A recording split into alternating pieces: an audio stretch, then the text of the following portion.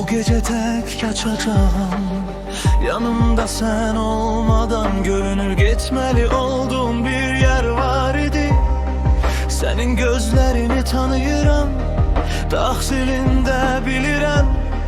Gizlendiğin divarları ve sendeki hakikati gördüm, özünü gördüm. Çünkü bilirəm, sen kaçanda itirsen eyni kara boşluklara, eyni səhvlərə. Tek kaçmaq üçün bütün gücümü toplayıram. Bəs nə vaxt evə qayıdırsan?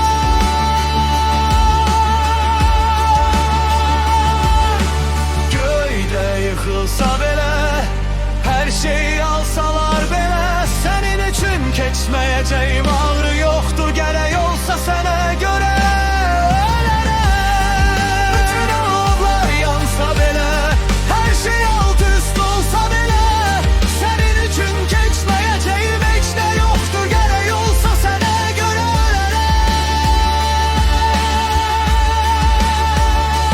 Bir gün yer böyük bir yarı qaçacaq və mən də içində sənə doğru gedəcəyəm. Çünkü benim üçün cehennem sensiz olmaktı. Bir gün galaktikalar toqquşanda, fərqli semalar altında itəcəyik. Mən səni tapmaq üçün raketimi göndərəcəyəm. Çünkü bilirəm, sen qaçanda itirsən eyni qaranlığa və eyni səhvlərə.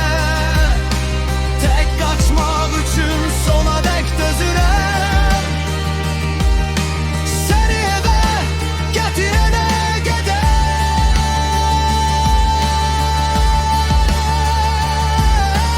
Göydə yıxılsa belə, hər şeyi alsalar belə, sənin üçün keçməyəcəyim ağrı yoxdur. Gərək olsa sənə görə ölərəm. Və günəş sənin yolunda soyulsa,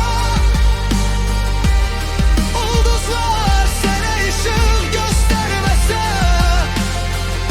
yeni bir an düşüb aşağıya çatsam belə, mən səni tapmaq üçün səmalarda axtaracağam. Sənin izini izləyəcəyəm və səni evə getirəcəyəm. Göydə yıxılsa belə, hər şeyi alsalar belə, görməsəm belə səni izləyəcəyəm. Ölsəm də